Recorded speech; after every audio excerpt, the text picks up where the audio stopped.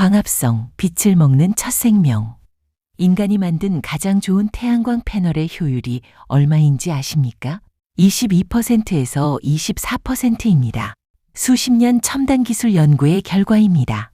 그런데 지금 제 손 위에 있는 이 평범한 나뭇잎은 빛 에너지를 화학 에너지로 변환하는 첫 단계에서 거의 95%에 가까운 양자 효율을 보입니다. 나뭇잎 한 장이 인류 최첨단 기술보다 4배 더 효율적입니다. 어떻게 가능할까요? 그 답은 35억 년 전 원시 바다의 어느 작은 생명체가 발견한 빛을 먹는 방법.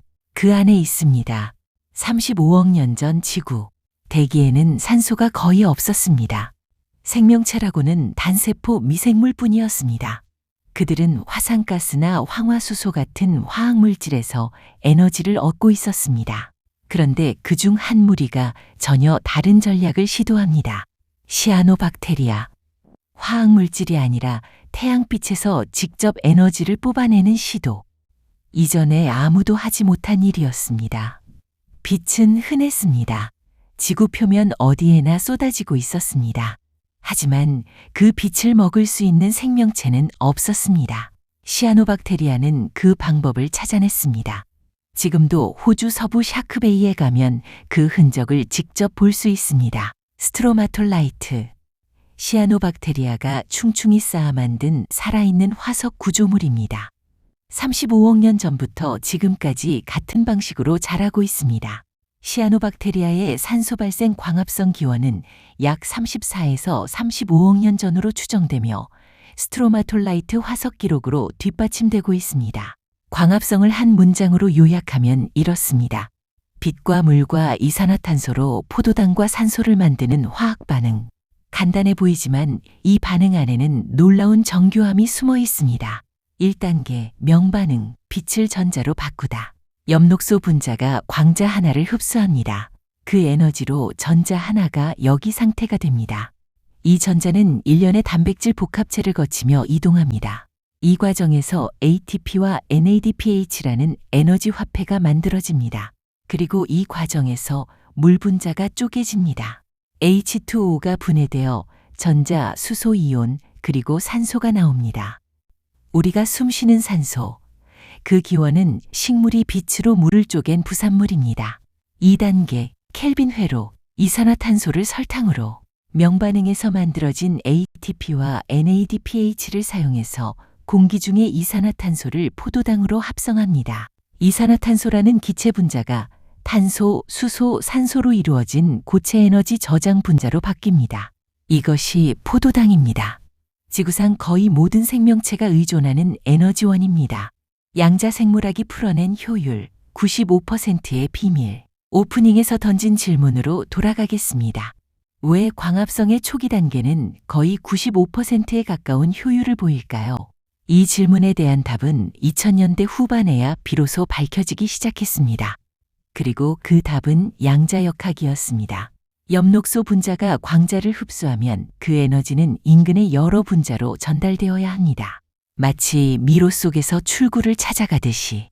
고전적인 물리학으로 생각하면 에너지는 한 번에 하나의 경로만 시도하며 출구를 찾아야 합니다. 비효율적이고 시간이 걸리고 도중에 에너지를 잃기 쉽습니다. 그런데 실험 결과는 달랐습니다. 에너지가 여러 경로를 동시에 탐색하는 것처럼 보였습니다. 이것이 양자역학의 핵심 개념, 양자 결맞음입니다. 전자가 여러 경로에 동시에 존재하는 중첩 상태로 퍼져나가다가 가장 효율적인 경로로 붕괴하며 도달합니다. 2007년 미국 버클리 연구팀이 이 양자 결맞음을 실험으로 직접 관측하여 학계에 충격을 주었습니다. 상온의 축축하고 무질서한 생체 환경에서 양자 역학적 효과가 살아남아 작동하고 있었기 때문입니다. 생명은 양자 역학을 이용할 줄 알았습니다. 35억 년 전부터 인간이 양자 컴퓨터를 만들기 위해 씨름하고 있는 바로 그 원리를 나뭇잎 한 장은 이미 35억 년째 일상적으로 쓰고 있었습니다. 시아노박테리아의 광합성은 단순한 생존 전략이 아니었습니다. 지구 전체를 바꾼 사건이었습니다. 수억 년에 걸쳐 시아노박테리아가 만들어낸 산소가 바다와 대기에 천천히 쌓이기 시작했습니다.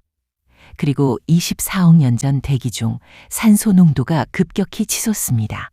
지구 역사상 가장 극적인 환경 변화 중 하나입니다. 당시 대부분의 생명체에게 산소는 독이었습니다. 산소는 강력한 산화제이기 때문에 세포의 분자들을 파괴할 수 있습니다. 이 사건으로 산소를 견디지 못한 무수한 혐기성 생명체들이 멸종했습니다. 지구 최초의 대멸종은 인간도, 운석도, 화산도 아닌 작은 광합성 박테리아가 만든 산소 때문이었습니다. 그러나 동시에 이 사건은 새로운 가능성의 문을 열었습니다. 산소를 이용해 에너지를 만드는 생명체들이 나타났습니다. 산소 호흡은 무산소 호흡보다 훨씬 더 많은 에너지를 만들어냅니다. 포도당 하나로 15배 더 많은 ATP를 생산할 수 있습니다. 그리고 대기에 쌓인 산소는 성층권에서 오존층을 형성했습니다. 오존층이 자외선을 막아주면서 생명체가 비로소 바닷박, 육지로 올라올 수 있게 되었습니다. 대산화 사건이 없었다면 복잡한 생명도 인간도 없었을 것입니다. 명담의 성찰. 저는 광합성을 공부하면서 동양 사상의 오래된 개념 하나를 떠올렸습니다. 기는 흩어지면 만물이 되고 모이면 생명이 된다. 광합성이 하는 일이 정확히 이것입니다. 흩어져 있던 빛 에너지, 흩어져 있던 이산화탄소 분자, 이것을 모아 하나의 질서, 포도당이라는 생명의 벽돌을 만듭니다. 슈레딩거가 1944년 생명이란 무엇인가 에서 던진 질문. 생명은 어떻게 엔트로피의 증가를 거스르는가? 그 답의 첫 페이지가 바로 광합성입니다. 생명은 빛이라는 질서 있는 에너지를 받아들여서 스스로의 질서를 만들고 유지합니다. 빛을 먹는다는 것은 곧 질서를 먹는다는 것입니다. 클로징. 오늘 우리는 35억 년 전 빛을 먹기 시작한 첫 생명체를 만났습니다.